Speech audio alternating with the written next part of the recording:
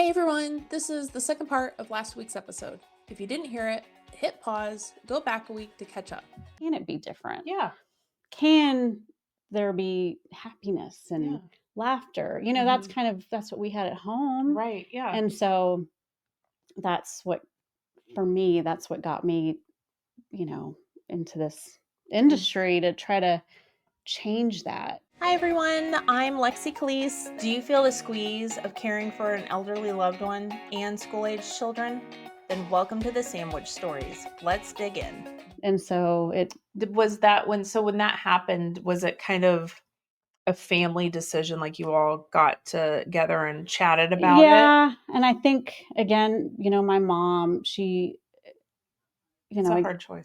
She was the caregiver, Yeah. I mean, she had to commute to work. Mm-hmm. And you just think about it, how I Yeah. don't know how she was like I don't know she how was in her 40s, and I'm Yeah. like, I don't know if I could do that, Yeah. but she's amazing. And so, like, yeah, I think we kind of saw it, Mm-hmm. but I think she was such in that denial, like, Yeah. no, I'm gonna, Mm-hmm. and I think that at that point it was like, Yeah. we can't keep her safe. No. Yeah. You know, it's a like, hard decision to have with whether it's the spouse yeah, or with the child. yeah, That is a hard decision. It was a hard decision it's with my heart-wrenching. mom Yeah, to tell her, it's like, Dad can't be here anymore. yeah, Because it wasn't even just my dad was not a wanderer, mm-hmm. but it was not even a safety issue for my dad. It was more of a safety issue for my mom, because he was a big guy. And all I could think of was like, Mom, what if he falls? What if he falls on you? Yeah. You'll never get him off of you. You won't be able to help pick him up. Yeah. He had a media room upstairs, and he loved watching football. So my mom would just she would buy the college ticket, NFL ticket, you name it, she bought it. Yeah. And so he could watch football. He might not really know what's going on, but he loved it. Yeah. So, but when he wanted to go upstairs to watch, in the media room, she would follow him walk up the stairs behind him. And I was like, God forbid he fell backwards, and it would have been, I was like, this is not a safe thing anymore. So it is a hard decision. I was trying, and I don't know if you had this, but it was one of those where I brought it up a few times with my mom, and I got stay out of it. Yeah.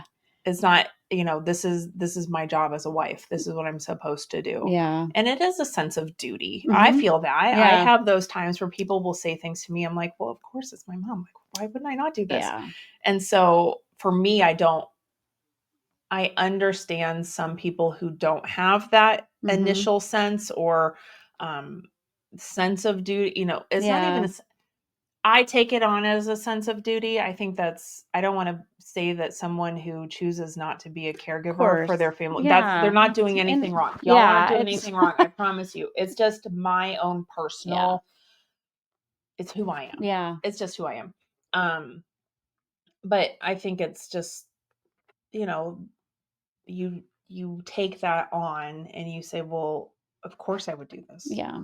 Why wouldn't I do this?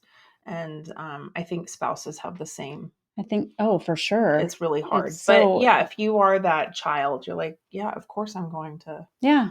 And I think we were just I was young. I was 17. Yeah. Like, I didn't know. And so, even then it was just, it's like, it was sad, it was sad. Just like, it's sad. She was, everybody loved her, and she was so fun, and, it was such a great experience, just her being there.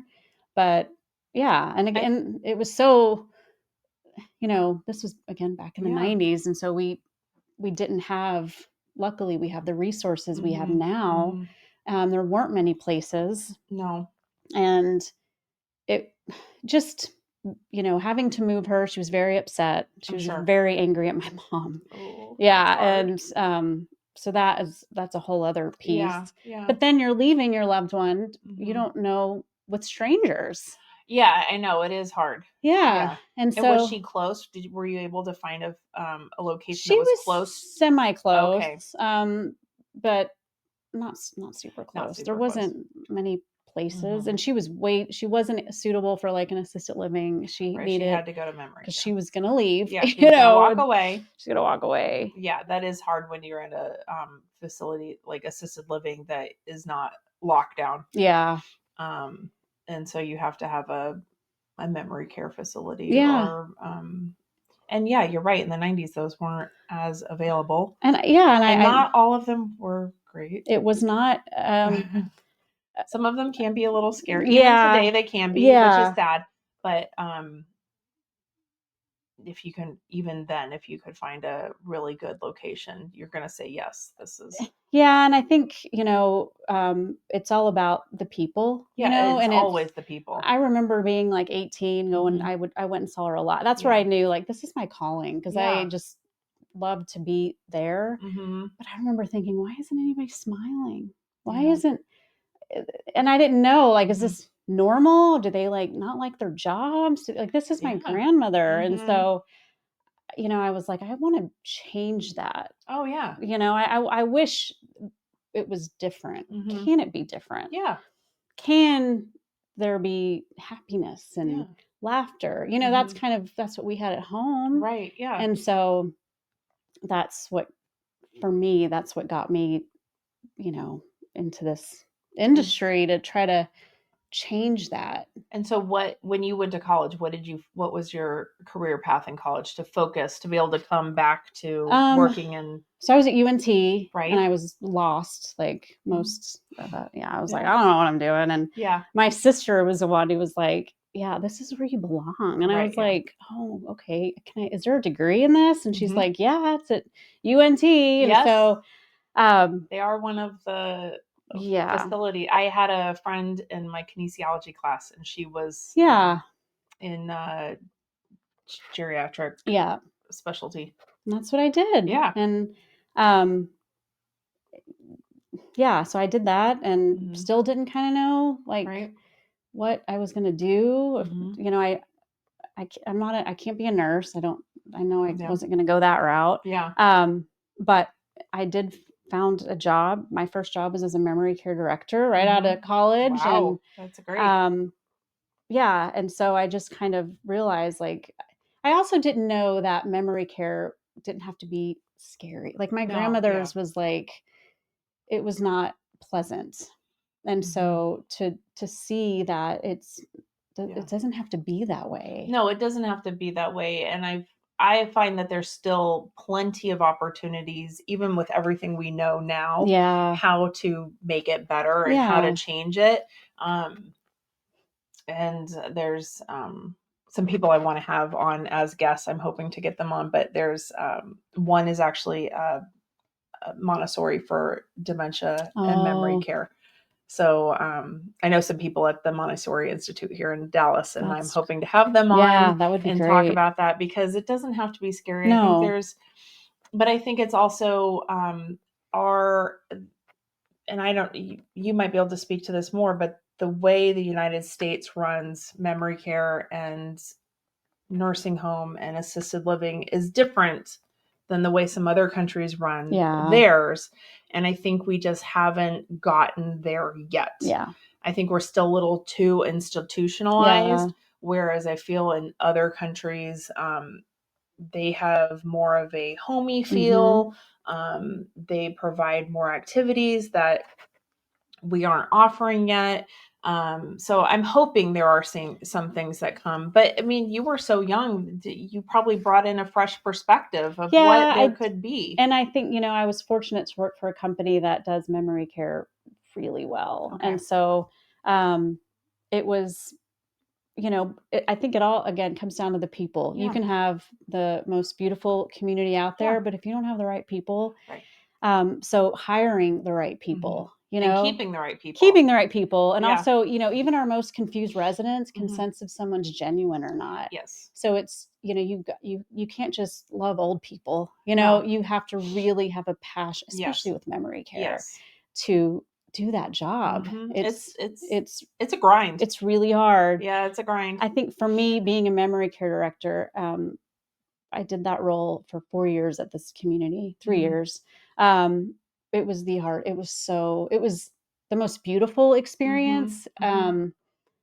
But it was also the most challenging. I don't know how I was, in my 20s, Right. so late 20s. So, I had the energy back Yeah. then, but it was, Yeah. it was a struggle, but, hiring the right people. Yeah. And I loved walking into the community, into Mm-hmm. memory care, because Mm-hmm. there was so much laughter. Yeah. And you're not laughing at the residents. No. You're laughing with them.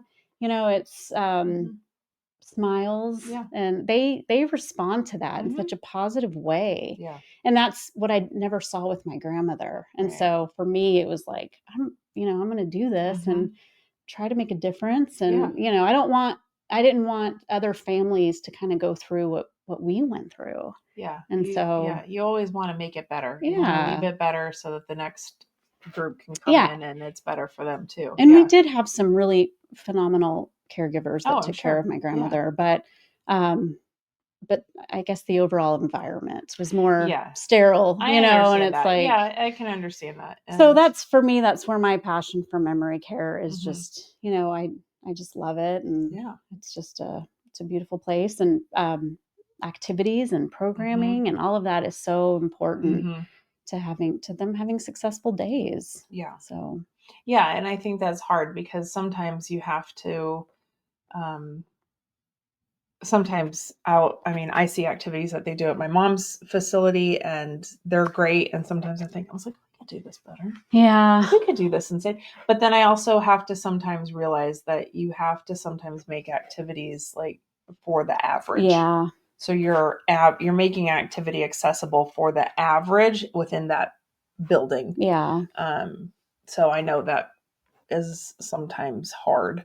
Were most of your residents mixed, or did you try to make activities according to ability? Because Yeah. sometimes you get people in who are still much more able and they have it more, I hate saying this, a little more together. Yeah. They have a little more abilities, Yeah. those kinds of things, versus being further down the line. Yeah. Yes. So I think you also have small group activities going on. Right. So larger group activities are Mhm. a lot more challenging in memory care. And Mhm. so you will see a lot smaller group Right. Yeah. activities happening. Yeah. Those are going to be more successful than, Mhm. everybody coming together. Yeah. It's just, Yeah, it's not. because you can't have someone who just moved in Yeah. and someone who's been there for a while and is towards the end. Yeah. They can't be doing the same things No. because their abilities are totally Yeah. different. And if you're trying to provide activities for someone who's further down the line, the person who just came in, they're going to decline faster because Yeah. they're just bored. They don't, why would I want to do this? Yeah. And I think it's too, it's knowing for me, it's knowing that knowing their history, knowing their resident. Yeah. They never, again, a long time ago, but we never got that with my grandmother. It's Right. like they didn't want to know her as a person. Mm-hmm. And I think you can only provide that really quality care if you know them as who a they are. person Right. and what they like to do. And some of them aren't going to come out for activities. That's just, so it's kind you want to encourage them to. Yeah. But I would have to do that sometimes with my mom. It's just like, I don't want to do that. And I said, I know you don't want to go down there, but you can't hide in your room all day. Even if you just sit and you're with the group. Yeah. You just need to be part of the group. And I've said this multiple times on the show. My mom hates bingo. I love like fun. Like if I'm in a big group with old people I know, I'm like, yes, let's go play bingo. Because it can get a little rowdy sometimes depending on the group you're with. But don't cancel bingo. No. But my mom was like, oh, yeah. She's like, I hate bingo. It's a big deal. I know you hate bingo. And then she loves trivia, but where she is now, they do a lot of trivia more in the level 1 building and not in her level 2 building. And level 1 building is completely separate building. Like you have to go across the parking lot to get there. Okay. And so she doesn't get to participate as much because in level 2, there's not, to be able to do trivia is a little harder and they don't do it as often. And so she misses out on that. Yeah. So it is hard to find what's best for everybody, but it's So it's a challenge. But I think to bring in that perspective of someone who grew up with a family member like that, and then to be young, I think the company was lucky to have you. Yeah, it was. I feel like I grew up there a little bit, and my son was young at the time, and so he'd have to come up there when there was an emergency, and so I think it was good for him to kind of to see that, and he enjoys being around the elderly, which is great. But yeah, it was my son goes up to see my mom. At least I try to get him up there at least once a week, if not more. And it is hard for him because he wants to sit and chat with my mom, and my mom wants to chat with him. But there's like a space that's more quiet in her building, so I'll have her go down there and they'll sit and chit chat. And so I ran off to go do something real quick, and he was getting a water and a chip because he knows where all the snacks are.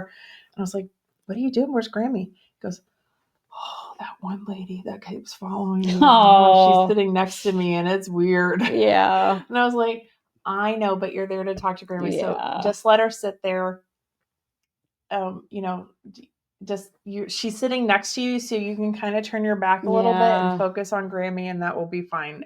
She will be okay, I promise." But it is hard for him sometimes. Yeah, I can imagine. It's like when she was at another facility, it was more assisted living, so you had a mix of everybody. And I think he liked that more because there was one lady who always gave him money. And I would always say, "Don't take Miss So-and-so's money." And she would not let him ever give it back. Oh. And so sometimes it was just like $1 or a quarter or whatever. I was like, if it's a quarter, fine. I was like, but if it's paper money, I was like, just give it back to me. And I'd always like sneak it back in her purse in her wheelchair. But she liked giving it to him, or the candies. Oh, yeah.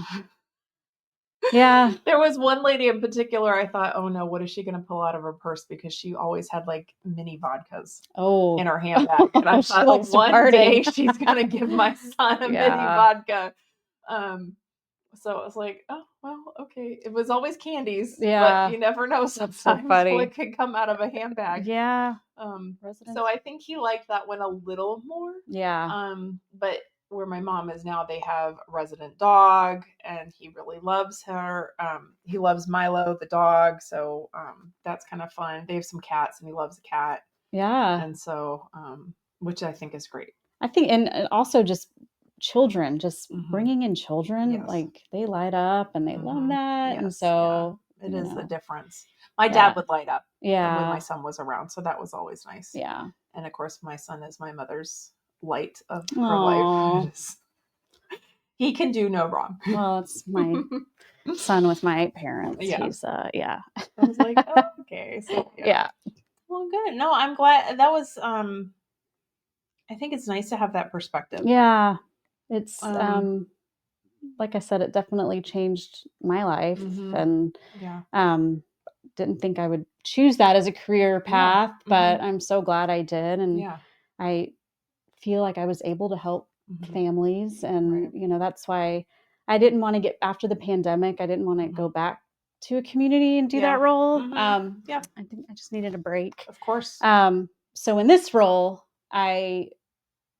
I'm still helping families. I'm able to stay, connected and really help them find the right. But I think that's also great to have someone like you who's worked on both sides now to be able to help. When you go into a community, you're definitely seeing things no one else is seeing. Or you're looking for things that no one else knows to look for, so that you can really guide families in the ability to find the right space and a good place. Because I think there are facilities, and I've said this when Stephanie was on, seeing people, what are people doing when they're not working? Are they in a break room and that's their time to be away? Or are they in the hallway on their phone? Well, then you don't know, are they taking a break? Are they working, but they're just looking at their phone? So like, you never know sometimes.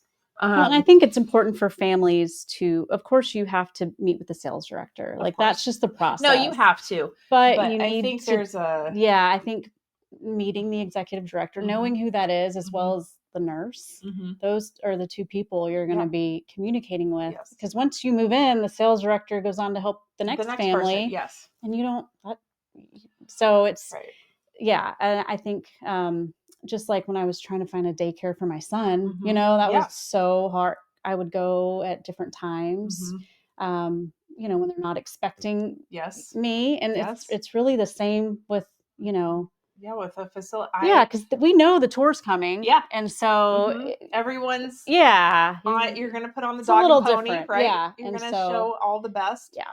And maybe one resident might not be out, or one caretaker might not be scheduled that time. Yeah.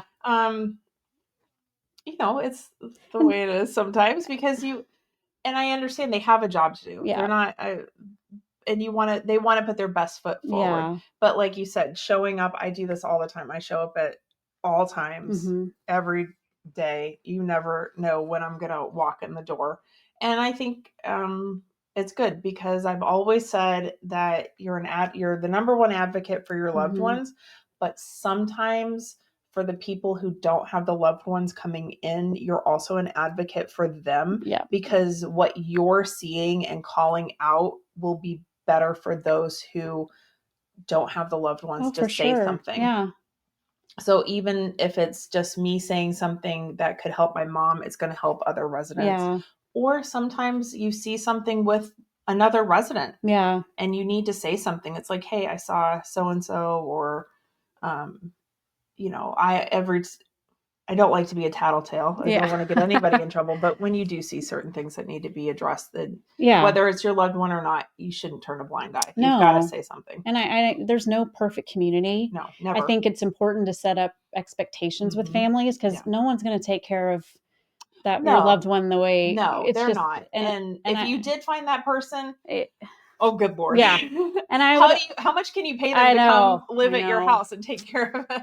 And I would always tell my family, is like, we're people taking care of people. Yes. And we're going to make mistakes, but come to me when they happen. Yeah. And because I don't know unless somebody tells me. Exactly. And let's work together as a team to, and so just addressing those. But I'm definitely making them aware of what I do that. Sometimes there's, you just go to the head nurse and you say, this is what's going on. I need you to fix it. Other times I do try to just go to whomever I know is the caretaker that day, because sometimes it's obviously not the same people all the time, every day. And, if it's something simple, I might say, hey, I'd rather come to you and bring this up, and maybe we can fix this together without having to bring so-and-so involved. Yeah. And I think that's respectful enough too, because if it's something as simple as, sadly, I found a blanket folded up on my mom's bed that needed to be washed. Yeah. But it was not wet. So it might not have been the caretaker that morning. It could have been the person the day before. And I was like, hey, I know this might not have been you, but maybe we just need to, I was like, maybe next time, could you just double check that someone didn't miss something? Yeah, that's a great way to. We can work on this together. And I said, I already remade the bed. We're fine. I'm going to take this to laundry. We're good to go. But, just maybe double checking someone else's work. Yeah. And she was like, oh, okay. Yeah. Yeah. Great. So, sometimes, but then there's other times you need to take it up the chain. Yeah. And I think it's listening to what families, what's important to them. I've always worked in a smaller setting, just assisted living and memory care. I wanted to know all the residents. I wanted to know their families. Yes. Some might want a larger, so it's just listening to what is important to them. Yeah. And kind of tailoring that to find them the right place. Well, yeah. And like I said, you have that special ability to say, hey, I've walked in this facility as someone who has been an executive director, someone who has been memory care director, this is why I like it. This is what I've seen. Yeah. And, it's their decision. No, it is their decision. But I think when you're new to it, it's nice to have someone who can help guide. Yeah. And that is really important. I've learned through the support groups too, a lot of our caregivers they really don't know. And they're so, it's overwhelming. It is. And there's a lot of misinformation out there about communities, and some things that they tell me that they think are right. It's like, oh, that shouldn't be happening, and so they just don't know. And so it feels good to be able to help and try to offer. You have a really special ability and special job to help people. So you're really lucky to be able to do that. I'm excited to be able to continue on in a different path, but still it's fulfilling, and just to that's nice, to be able to help those with Alzheimer's Association too is really special. That's a tough time too. It is. It's always a tough time. It's so hard. Yeah. So, well, I really appreciate you coming on and talking to us. Having me. And, this was great. So Melissa brought us a song of the day. Oh, I did. And so, what's your song of the day? Or song of the week? Sorry. So it's U2. One of my favorites. Beautiful Day. Do you love that song? Yes, I love that song too. Yeah. What made you pick that song? I don't know. It just came to me. It just makes me happy and it does. Smile, and it's a good one. It's a good one. Have you seen U2 in concert? No, but I really if you have the ability to. They were in Vegas, but we didn't go. We did. We saw you it. Did? I got tickets when they extended the tour. That's so cool. I do have to say that was a change. Yeah. That was worth the money. But, I bet. That was really cool. But if you ever have a chance. They're coming back. Well, you never know. U2 pops up. Yeah. They decide, I would hope that they loved a residency because it's less, it's hard. It's not as hard. Yeah. Right. So I hope that maybe they do another residency somewhere. That would be cool. That would be really amazing. Yeah. But it's it's an oldie but a goodie, but it does make you feel good. Yeah. It always feels fresh. That song, it does not matter how old it is. It's pretty old, but fresh. It's a fresh song. Yeah. Okay. It's so a good one. For anyone who hasn't listened to U2 in a while, because if you don't know who they are, I think everybody does. Yeah. But if you haven't listened to U2 or you haven't gotten that album out in a while, U2, Beautiful Day, go listen to it, and maybe it'll brighten your day. Yeah. All right. So. Well, I appreciate you coming on the show again. Thanks everybody. I hope you all have a great day. Love ya. Thank you. Bye. Bye. Thank you so much for listening to Sandwich Stories. I really hope you learned some new things and enjoyed it. If you did, tell a friend, tell your mom, tell your sister, tell your dad, tell everybody you know to also listen. Maybe they'll learn some new things, how to help each other out, and find us at Sandwich Stories Podcast. Thanks so much.